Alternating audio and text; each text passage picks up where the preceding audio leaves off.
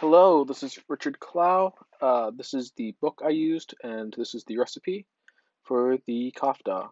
So first, I used onions in a food processor, and I got it to the texture I would like, and I mixed it into a bowl. I was able to scoop it out. It took a little bit since it all stuck together, which I think was good for the kafta. At this point, I keep scooping. I'm scooping. I have the spices in front of me, so that is the salt, the pepper, the parsley, and the cumin and cinnamon on the other side. So as soon as I finally am able to scoop all of it out, I start to think of what to do next. And I actually determine that it is ready. That's all the onions. And next I start to think what to do. So I get my meat. I combined half of lamb and half of beef. And I mix it together, gonna make a nice little thing. It's also with the onions at the same time, so that does work. And I like the texture. So these are the actual ingredients I'm going to use. You can see I have around 4 to 5 spices in front of me. I'm just setting it up so it looks nice. And here I go. So I'm adding the salt, the pepper, and I'm adding some dashes of the parsley to the measuring cup, and I'm going to be able to dump that in. It wound up just being the entire remaining left of it, but that I guess that is okay. Um, Next, I decided to mix the salt and the pepper and the other spices in the little bowl to give it to already have the mixed taste to it prior to being added. I figured that would allow the spices to actually already mix, and I wouldn't be doing too much work with my hands. So that is me adding the pepper, the freshly ground pepper. Next, here I go. I'm mixing it around, get my fingers in there, doing pretty good. I'm now reading the ingredients. So I finished adding the cumin, and I decided to add a bit of water to give it a bit more of a texture I would want on the patties. So here I am mixing it, tossing it. The meat really felt really cold in my hand.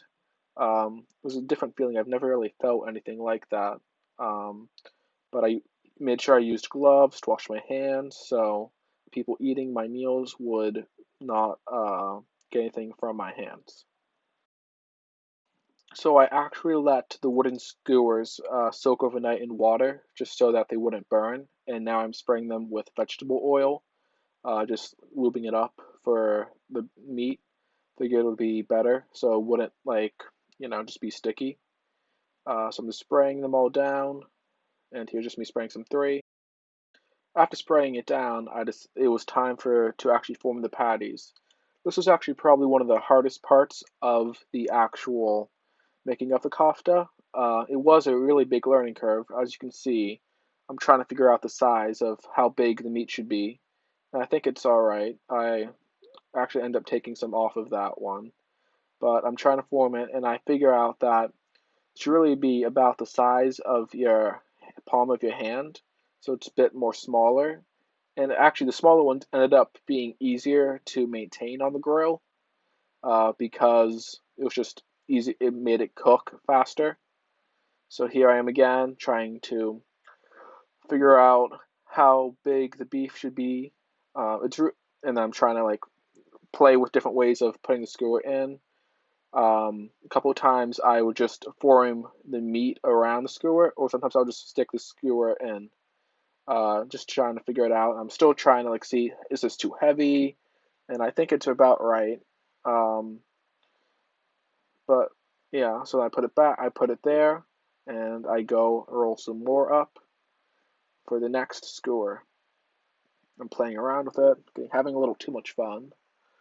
But I'm taking some off, rolling it, trying to get an oval shape, kind of like a football.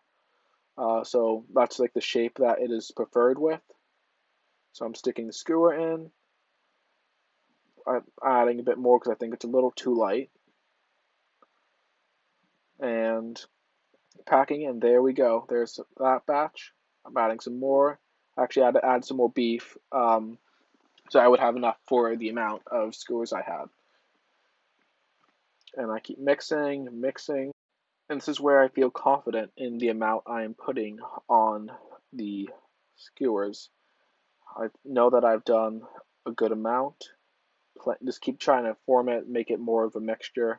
Probably didn't need to do that in hindsight, but it was more of just a personal preference. Cooking is, you can choose to do whatever you would like. So you can see how many I have, and I think that is my final one.